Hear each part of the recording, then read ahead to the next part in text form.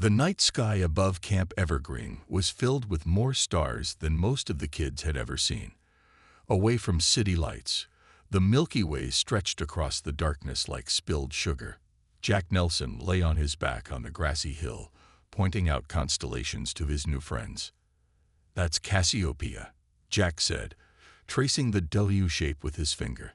The 13-year-old had brought his astronomy book to summer camp, much to the amusement of the other boys in Cabin Pine. "Looks more like a squashed bug to me," Noah Kim said, adjusting his glasses.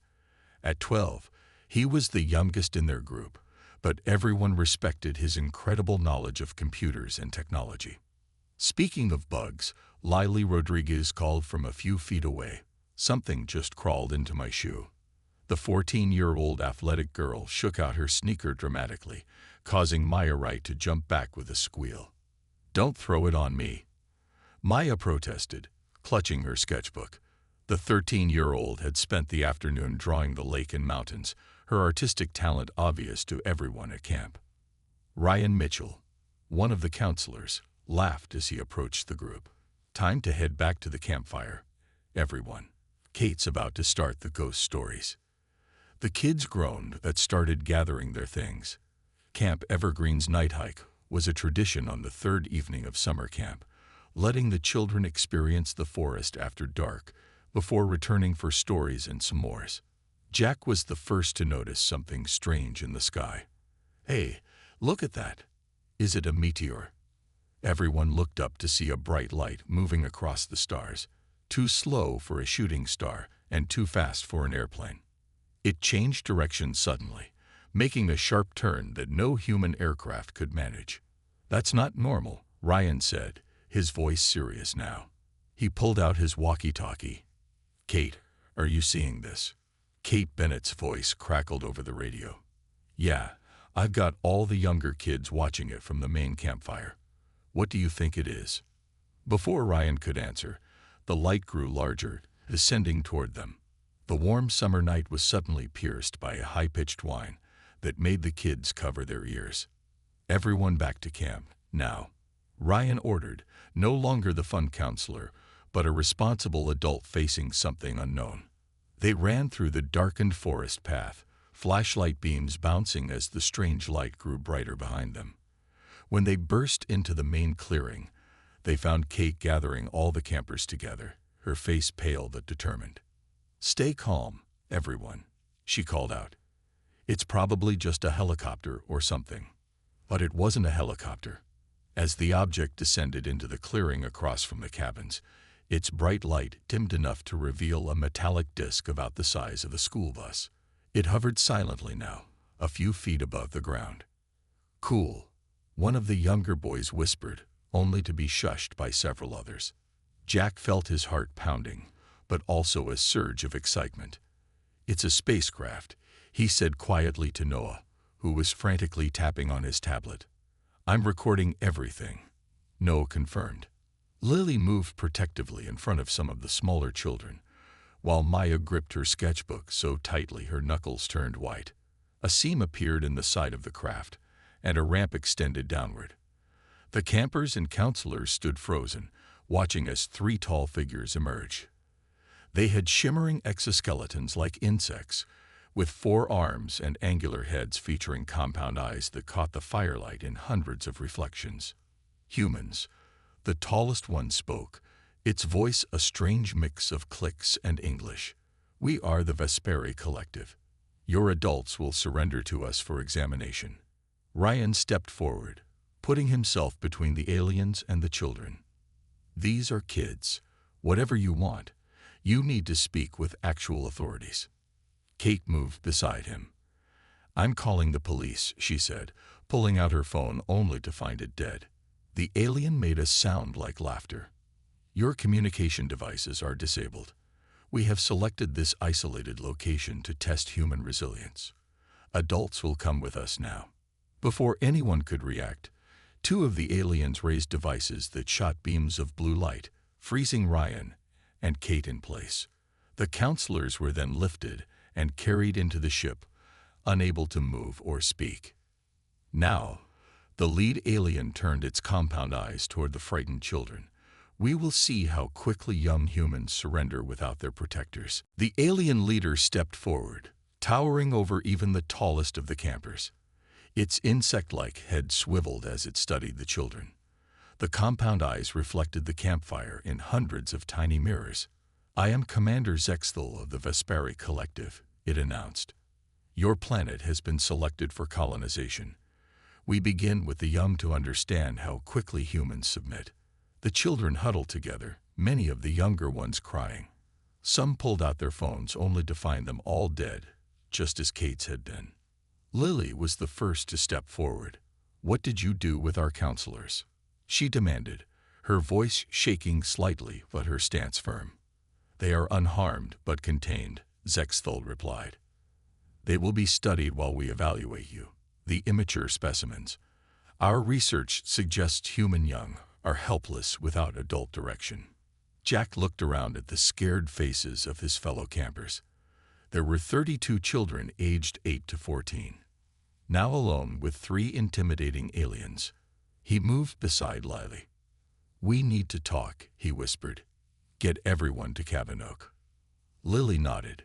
"Hey, everybody," she called out. "Follow me to the big cabin. Stay together." The aliens made no move to stop them as the children quickly walked to the largest cabin that served as the camp's meeting hall. Jack suspected the aliens were curious to see what they would do. Once inside, Noah immediately went to work. "They're blocking our phones, but maybe not everything," he said, pulling out his tablet. "I modified this to pick up all kinds of signals." "What are you thinking, Jack?" Lily asked as she organized the younger kids, getting the older ones to comfort them. "This isn't their main invasion force," Jack explained. "They called themselves a collective and mentioned research. I think they're just a scouting party testing our defenses." Maya stood by the window, keeping watch. "There's only 3 of them that we can see, and they're staying near their ship." Noah looked up from his tablet with excitement. "Guys, I can pick up their communications. They're sending data back to their main ship, but it's still really far away. Maybe in orbit. Can you understand what they're saying?" Lily asked. "It's mostly in their language, but there are patterns. I think I can figure some of it out if I have time," Noah replied. Jack started pacing. "We need to organize. If they think we're helpless without adults, then we need to show them how wrong they are." Lily nodded firmly. "We need teams. Some of us need to watch the aliens, some need to try to communicate with the outside world, and some need to figure out how to rescue Kate and Ryan. And we need to protect the little kids," Maya added. "The youngest ones are really scared." "I have an idea," Jack said. "Noah, keep working on their communications. Maya, you're good at art and understanding people. Can you help us figure out how these aliens think? What scares them? What confuses them?" Maya considered this. "They have insect features. Maybe they think like a hive. They seem very ordered and hierarchical." "Good," Lily said. "I'll organize everyone into teams. We've got kids from different summer sessions here. Science camp, sports camp, and arts camp. We all have different skills." An 11-year-old boy named Pete raised his hand. "I know where the camp keeps the walkie-talkies for emergencies. They might still work if the aliens only blocked phones." "Perfect," Lily said. "Go with Dylan to get them, but be careful not to let the aliens see you." Jack looked around the room at the determined faces. The crying had stopped, replaced with focused attention. "We should use the camp layout to our advantage. We know this place, and they don't." Noah suddenly gasped. "Guys, I just intercepted something important. Their main ship won't arrive for 3 days. They're just a test group to see how easy we'll be to conquer." 3 days, Jack repeated. "That's plenty of time for help to arrive if we can get a message out. Or plenty of time to show these aliens they picked the wrong kids to mess with," Lily added with a growing smile. The cabin door opened, and everyone tensed. But it was just Pete and Dylan returning with a box of walkie-talkies. Let's get to work, Jack said. The Vesperi think we're just scared kids. By the time they realize their mistake, it'll be too late. The morning sun rose over Camp Evergreen, casting long shadows across the clearing. Commander Zexthul and the two other aliens stood by their ship, clearly confused by the lack of activity from the cabins. The human young should have broken down by now. Zexthul clicked to his companions. Our studies indicated they cannot function without adult supervision.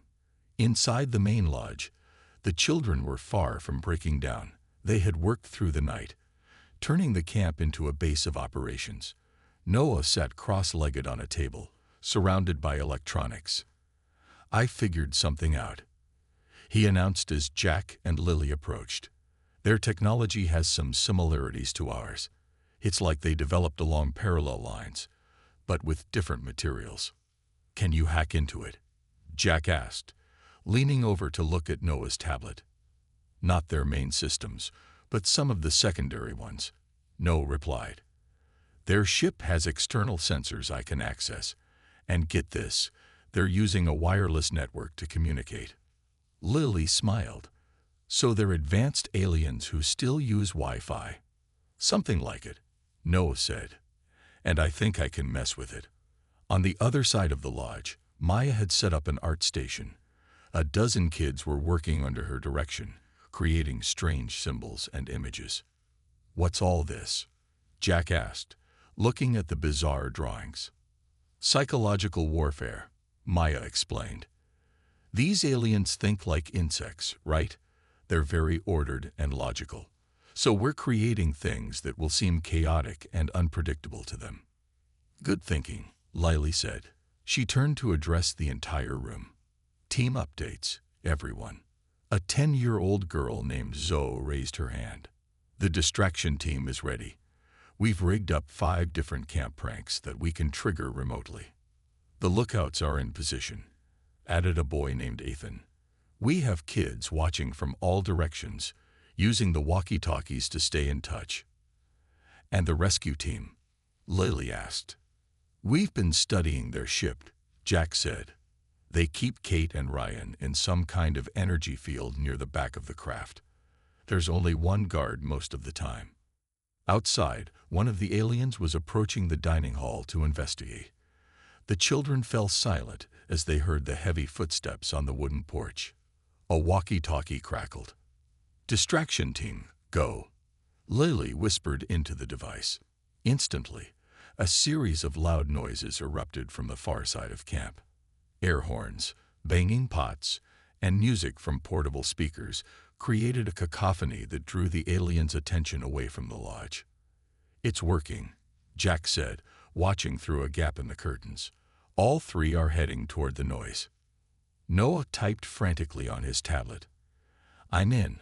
I can access their external sensor logs. They don't know where all the noise is coming from. Now for Phase 2, Lily said with a grin.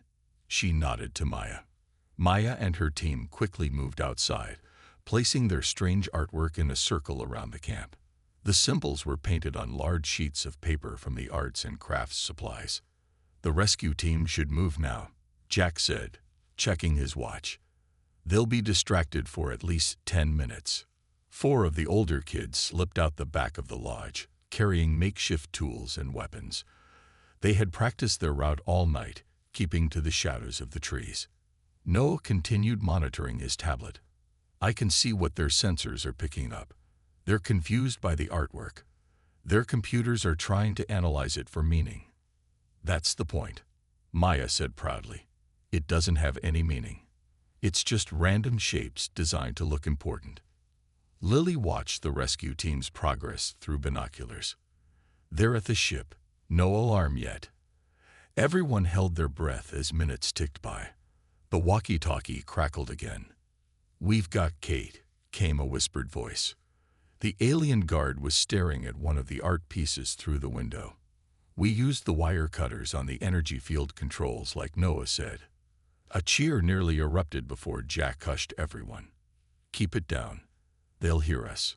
5 minutes later, the back door opened, and Kate rushed in, followed by the rescue team. Her face was pale but determined. "You incredible kids," she said, hugging the nearest children. "I never would have believed it if I hadn't seen it myself." "One counselor rescued, one to go," Lily said. "And the aliens still have no idea what they're up against." Commander Zexthul was angry. The alien leader paced around the ship, compound eyes flashing with strange colors. One human adult had escaped, and the young humans were not acting as expected. Instead of crying and hiding, they were organized and clever. "This is unacceptable," Zexthul clicked to the other aliens. "Call for reinforcements. We must show these humans the true power of the Vesperi." Inside the lodge, Kate was helping the children strengthen their defenses. Her face still showed fear, but her voice was steady. "Ryan is still in there," she told Jack and Lily. "They're keeping him in a different part of the ship. He's okay, but they've got him in some kind of study chamber." Noah looked up from his tablet. "Bad news, everyone. I'm picking up a new signal. They've called for backup." The children fell silent. Then Jack asked, "How long until it arrives?" "About an hour," Noah replied. "It's coming from somewhere in orbit." Lily stood up on a chair. "Listen up. We knew this might happen. We stick to the plan, but we need to work faster." Outside, a high-pitched whine filled the air. The aliens had activated some kind of device on top of their ship. It emitted a pulsing sound that made the older kids cover their ears in pain. "What is that?" Maya asked, her hands pressed against her head. "Some kind of sound weapon," Kate said, wincing. "It must be designed to incapacitate adults. It hurts, but I can handle it." Strangely, the younger children seemed less affected. 8-year-old Sammy tilted his head curiously. "It tickles my ears," he said, "but it doesn't really hurt." Jack's eyes widened. "That's it. Their weapon must be calibrated for adult humans. Our smaller bodies and different hearing ranges must affect how it works on us." Noah typed rapidly on his tablet. "I'm scanning the frequency. It's super high-pitched, almost at the upper limit of human hearing. Adults are more sensitive to it than kids." "But how do we stop it?" Lily asked. Jack thought for a moment. "What if we use our own sound against them?" "Maya, what was that song everyone was singing around the campfire the first night?" Maya smiled. "Sweet Caroline. Everyone knows it." "Perfect.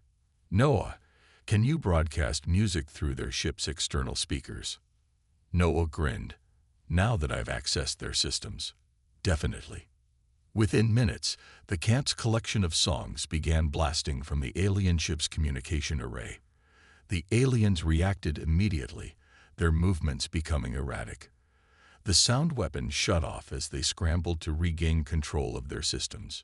"It's working," Maya shouted. "They can't stand the music."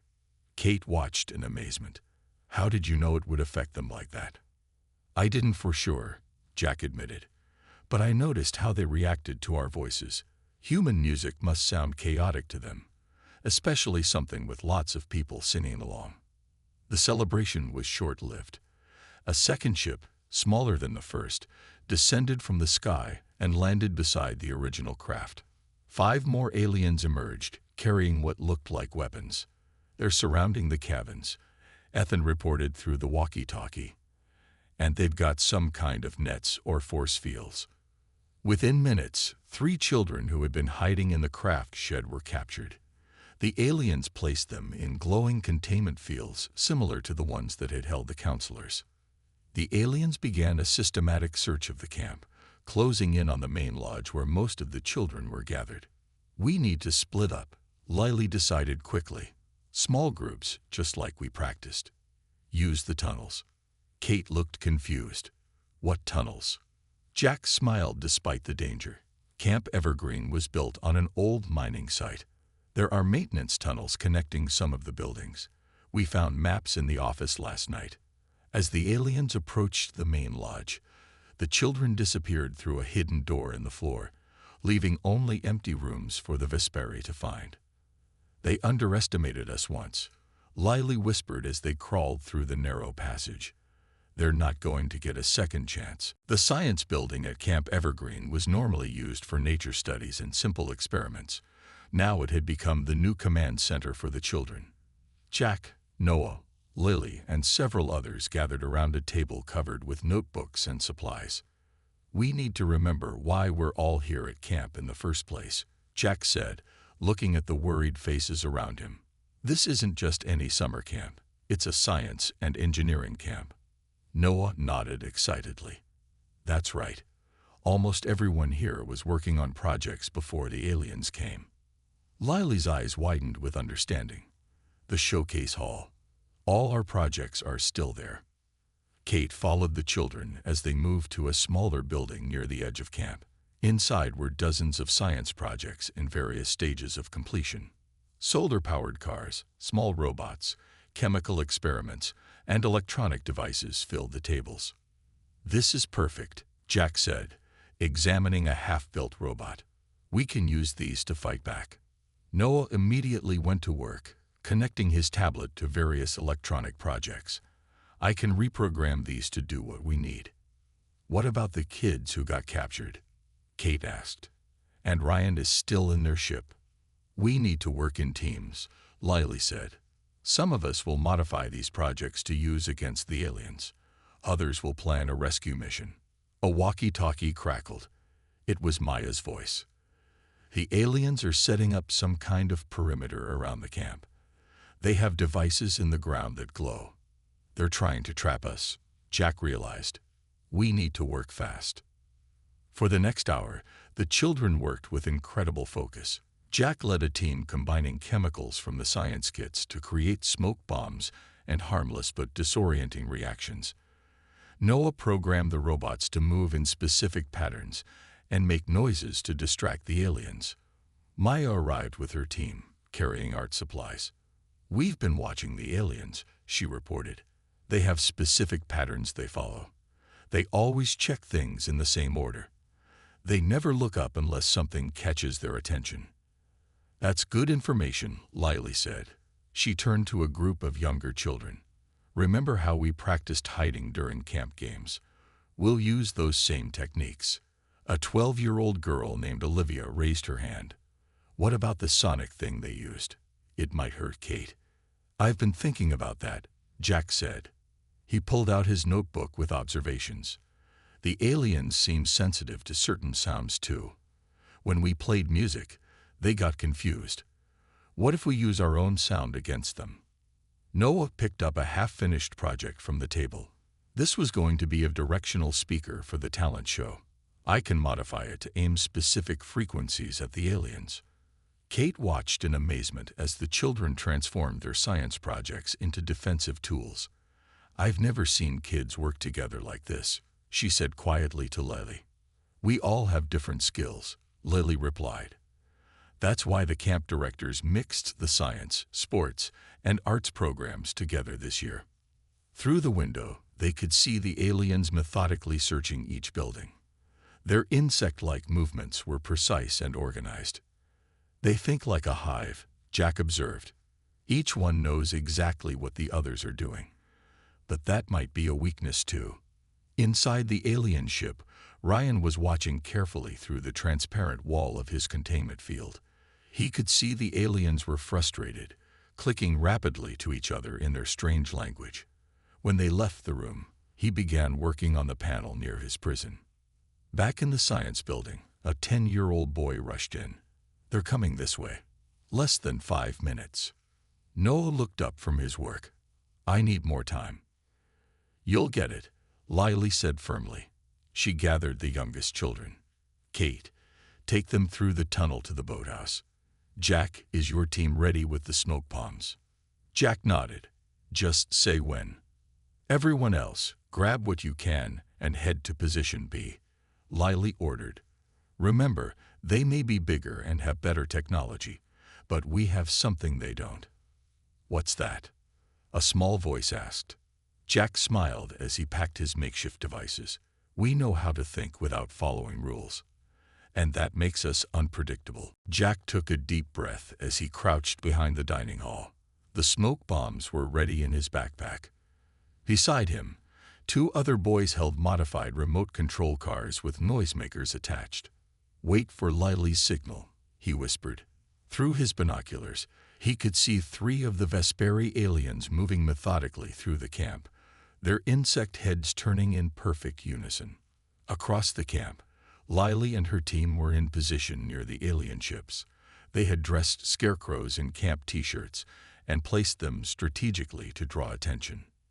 "Noah, are you ready?" Lily spoke quietly into her walkie-talkie. "Almost," came Noah's reply. He was in the camp's small computer lab with 3 other tech-minded kids. "The drones are programmed. Just need to upload the final commands." Maya and her art team had spent the last hour creating what looked like a strange ritual circle near the flagpole. It was actually a trap, a ring of slippery cooking oil covered with leaves and twigs. "Everyone check in," Lily ordered over the walkie-talkie. Each team responded, confirming they were in position. In the boathouse, Kate sat with the youngest children. "I should be out there helping," she said, feeling guilty. "You are helping," a 9-year-old named Chloe told her. "You're keeping us safe." Inside the alien ship, Ryan had managed to loosen a panel near his containment field.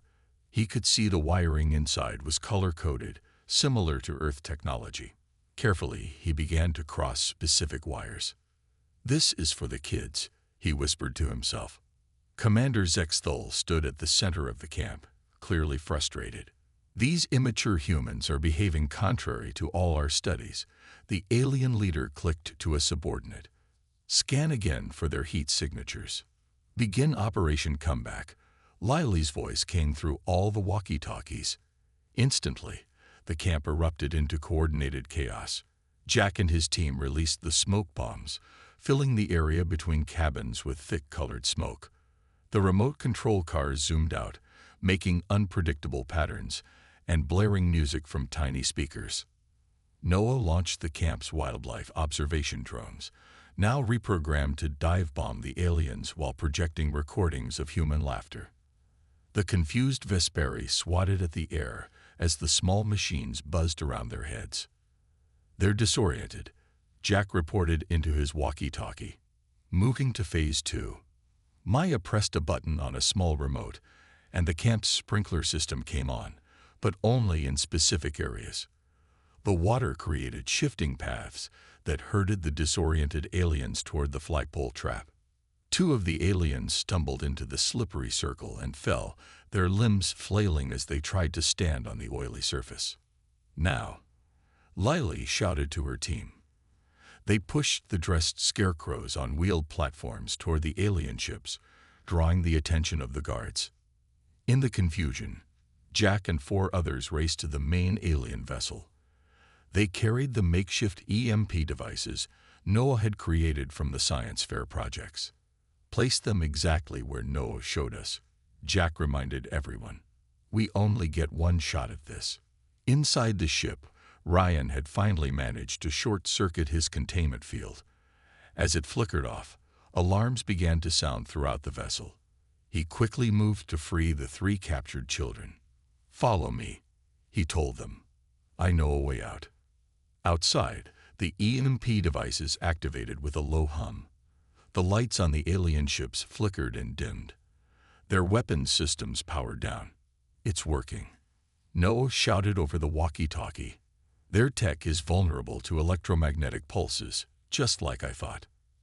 Commander Zexthul was frantically trying to restore power to the main systems. "This is impossible. Human young cannot possess this level of strategic thinking." The back door of the ship opened, and Ryan emerged with the freed children. They ran toward the boathouse as Jack and his team covered their escape with more smoke bombs. Lily watched from her position with fierce pride. Phase 3 complete. All captured humans recovered. Maya's voice came over the walkie-talkie. "But the aliens are regrouping. They look really angry now." "That's okay," Jack replied calmly. "We've got more surprises ready. Noah, time for the big one." Noah smiled as he connected the final wires to what had once been the camp's weather station. The Vesperi are about to learn what happens when you mess with science camp kids. With Ryan and the captured children safely back at the boathouse, the kids gathered for a quick meeting. Everyone was tired but determined. The aliens had retreated to their ships to regroup, giving the humans a brief chance to catch their breath. "We've won the first few battles," Jack said, "but we need help from the outside world. The aliens have blocked our phones, but there might be another way." "The old radio in the office," Ryan suggested. "It's not digital, so maybe their blockers don't affect it." Noah's eyes lit up. "That's brilliant. A ham radio works on different frequencies. It might get through." "We need a small team to get to the office," Lily said. "It's too dangerous for all of us to move together now." Jack, Noah, and Maya volunteered immediately. Kate and Ryan would stay with the younger children, ready to move them if necessary. "Be careful," Ryan told them. "The aliens are learning our tricks. They won't fall for the same things twice." The three friends moved carefully through the camp, using the maintenance tunnels where possible. When they reached the administration building, they found the door locked. "I've got this," Maya said. She pulled out a hairpin and wiggled it in the lock until it clicked open. "Where did you learn that?" Jack asked, impressed. Maya shrugged. "My dad locks himself out of our house all the time." Inside, they found the old ham radio gathering dust on a shelf. Noah examined it carefully. "It needs power, but the aliens cut the electricity to the buildings," he said. Jack spotted a solution. "The solar panels on the roof. We can wire them directly to the radio." Working quickly, they connected the solar panels to the radio using wires from science projects. Noah turned dials and adjusted settings until the static cleared. "This is Camp Evergreen calling any station. Emergency, emergency." Noah spoke clearly into the microphone. "We are under attack by hostile non-human entities. Approximately 30 children and 2 adults are trapped. Please respond." For several long minutes, there was only static. Then a voice crackled through. "This is Pine Ridge Air Force Base. Please identify yourself and repeat your message." Noah explained their situation while Jack kept watch at the window. Maya wrote down important details to make sure they didn't forget anything. "A military team will be dispatched immediately." The voice finally responded. "ETA 6 hours. Can you hold out that long?" "We'll have to," Noah replied. "Please hurry." As they finished the transmission, a shadow fell across the doorway.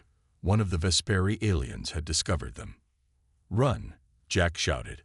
They dashed out the back door as the alien fired some kind of energy weapon that scorched the wall where they had been standing. They split up as planned, each taking a different escape route. The alien hesitated, then followed Jack, who was the slowest runner. Jack led the alien straight into a trap Maya had set earlier, a pit covered with branches that the alien crashed through, landing in a muddy hole 6 feet deep. "Nice work," Lily said when they all regrouped in their tunnel hideout. "Did you make contact?" "Yes," Noah said, catching his breath. "Help is coming, but not for 6 hours." Ryan looked worried. "Can we hold out that long?" On the main alien ship, Commander Zexthol was furious. The second in command, Verlac, approached cautiously. "The humans have contacted their military," Verlac reported. "Our scanners detected the transmission, too late to block it." "Then we must complete our mission before they arrive," Zexthol decided. "Prepare the molecular disruptor." Verlac's compound eyes flickered with concern. "But Commander, that technology is forbidden against developing species. The young humans would be severely harmed." "I will not return to the collective as the commander who was defeated by immature humans," Zexthol hissed. "Prepare the weapon." Back in the tunnel, Noah's tablet picked up the alien's communication. His face went pale as he translated. "They're bringing out something big," he told the others. "Something that could hurt all of us. We have 6 hours to stop them before help arrives." Jack looked around at the tired but brave faces of his friends. Then we better get started on our biggest plan yet. The sun was starting to set over Camp Evergreen when the sound of helicopters filled the air. Children emerged from various hiding places around the camp, waving their arms and cheering. 3 military helicopters landed in the main field. Soldiers in combat gear jumped out, led by a woman with captain's insignia on her uniform. Captain Diana Martinez. She introduced herself to the first group of children she met. "Where are the aliens?" Lily stepped forward. "They have 2 ships by the lake. We've been keeping them busy, but they're about to use some kind of dangerous weapon." Captain Martinez looked surprised. "You're just kids. How have you been fighting off an alien invasion?" Jack smiled tiredly. "Science, teamwork, and a lot of camp pranks." The captain quickly organized her team. "Sergeant Peterson, take 3 men and secure the children. The rest of you with me." As the soldiers moved toward the alien ships, a blinding light erupted from the larger vessel. A strange humming filled the air. "That's the molecular disruptor," No shouted. "They're powering it up." Commander Zexthal stood at the ramp of the ship, operating a large weapon that glowed with pulsing energy. Behind him, Verlac seemed to be arguing, gesturing toward the children. "You will see the might of the Vesperi Collective," Zexthal called out. "Surrender or face extinction." Before the commander could fire, Verlac made a decision. The second-in-command pushed Zexthal, disrupting his aim. The weapon discharged into the sky, creating a spectacular light show, but harming no one. The soldiers quickly surrounded the ships, weapons ready. Captain Martinez stepped forward. "In the name of the United States government, you are ordered to stand down and surrender." Inside the main ship, confusion erupted as Verlac addressed the other aliens. "The commander is violating our most sacred law, the protection of young life forms. I cannot allow this." Several aliens seemed to agree, stepping away from Zexthal, who screeched in rage. Seeing his authority crumbling, the commander made a desperate dash toward the weapon again. Jack and his friends watched as Verlac and 2 other aliens physically restrained their commander. The remaining Vesperi slowly emerged from both ships, their hands raised in the alien equivalent of surrender. "I speak for the Vesperi now," Verlac announced, approaching Captain Martinez. "We wish to end this conflict." As the military secured the area, the children gathered near the main lodge. Kate and Ryan moved among them, making sure everyone was accounted for. "I still can't believe you all managed to hold off an alien invasion," Captain Martinez said, shaking her head in amazement. "They made one big mistake," Jack explained. "They thought because we're kids, we'd be helpless without adults." Lily nodded. "They didn't understand that human children aren't just small versions of adults. We think differently. And we work together," Maya added. Noah, who had been monitoring alien communications, looked up from his tablet. "They're signaling their main ship. The invasion is being called off." Verlac approached the group, now under military escort. The alien's posture seemed less threatening than before. "I wish to understand," Verlac said. "In our society, the young are dependent on adults for everything. Yet you human children showed remarkable independence and creativity." "That's how we grow up," Jack replied. "By learning to think for ourselves. And by protecting each other," Lily added. "Not just our own families, but all children." This concept seemed to fascinate Verlac. "Among the Vesperi, we care only for our own offspring. This idea of protecting all young ones is new to us." 3 months later, Camp Evergreen reopened with special new programs in alien diplomacy and interstellar relations. Jack, Lily, Noah, and Maya returned as junior counselors, celebrated as heroes. In orbit around Earth, the Vesperi collective ship maintained peaceful contact. Verlac had become the first alien ambassador to Earth, fascinated by human culture and especially by how humans raise their children. Commander Zexthal, confined to quarters on the Vesperi mothership, still couldn't understand how his perfect invasion plan had failed. The answer was simple: never underestimate human kids.